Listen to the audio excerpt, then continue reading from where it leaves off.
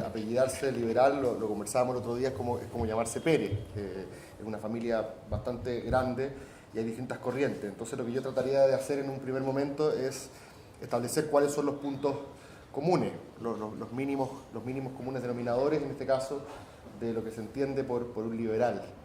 Hay un filósofo político inglés al cual voy a echar mano aquí, si no me equivoco fue profesor de NAN, se llama John Gray, que es un crítico del liberalismo, pero aún así me parece que hace una descripción más o menos acertada.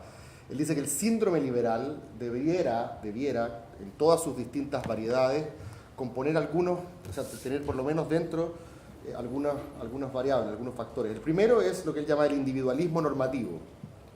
Los liberales todos, los más libertarios clásicos, los liberales clásicos hasta los más liberales igualitaristas, son individualistas desde el punto de vista normativo. No hay un referente externo, colectivo, que determine lo que consideramos bueno o malo, sino que normalmente es el individuo el último recurso para definir nuestros estándares ético-morales y políticos.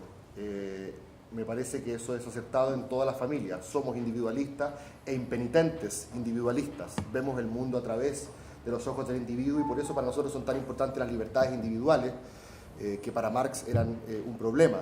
Cuando se establecieron la Declaración de los Derechos Universales del Hombre después de la Revolución Francesa, Marx estaba encabronado porque le parecía que la manera en la cual se habían redactado, cada persona tiene un derecho individual a, nos transformaba en una especie de mónadas aisladas del resto, y eso por supuesto atentaba contra la visión colectivista que él tenía de la humanidad. El segundo síndrome liberal, que en esto hay un filósofo anglosajón que murió hace poco que se llama Ronald Dworkin, trabajó bastante, tendría que ser el principio de la igualdad. Igualdad en el sentido de que todas las instituciones del Estado le deben a los individuos igual trato en función de su igual estatus.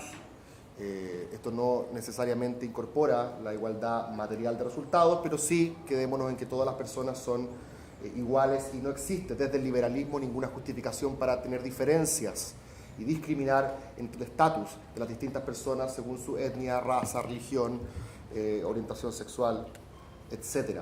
Usualmente este principio de igualdad también se traduce en el principio de universalidad. Nuestros principios se aplican sin importar necesariamente el contexto o la región o el territorio. Los derechos individuales valen lo mismo en Palestina, en Kuala Lumpur, que en Santiago de Chile.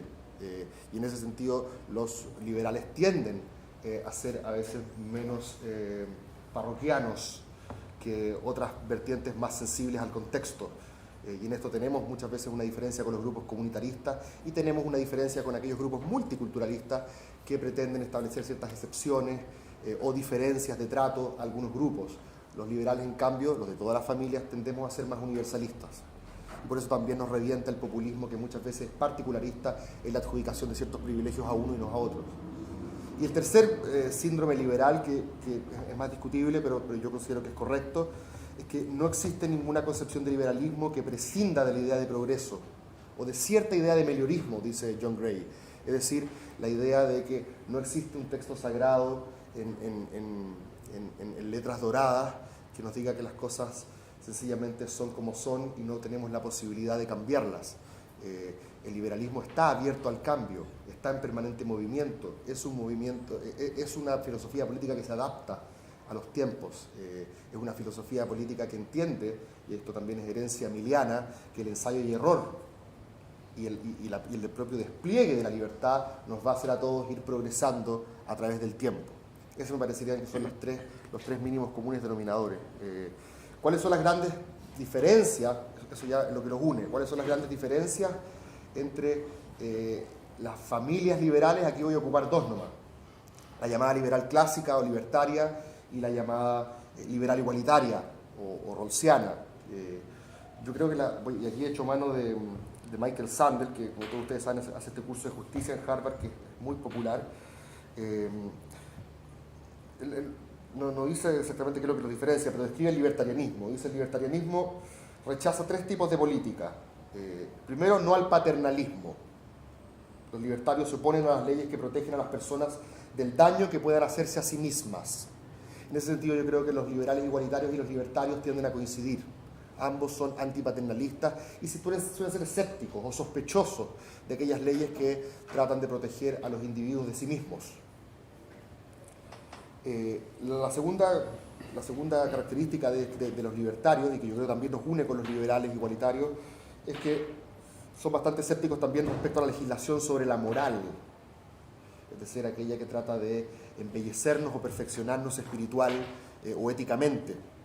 Los libertarios y los liberales igualitarios tienden a oponerse a que se use la fuerza coercitiva de la ley para promover alguna concepción determinada de la virtud.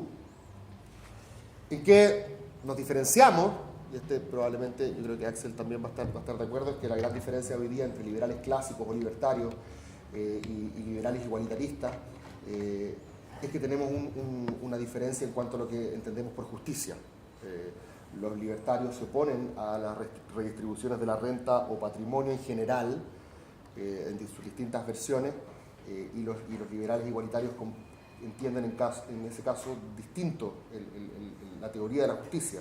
Nosotros creemos que las posiciones que hoy día ocupamos en la sociedad y las distintas distribuciones que hoy día contamos no son necesariamente merecidas. Nuestra posición social básicamente se debe al azar o a contingencias arbitrarias, y las instituciones políticas lo que hacen es muchas veces corregir, atenuar los efectos de esas distribuciones, porque no son moralmente merecidas. Así que esa es una primera, justo como en los 5 minutos, mínimos comunes y algunas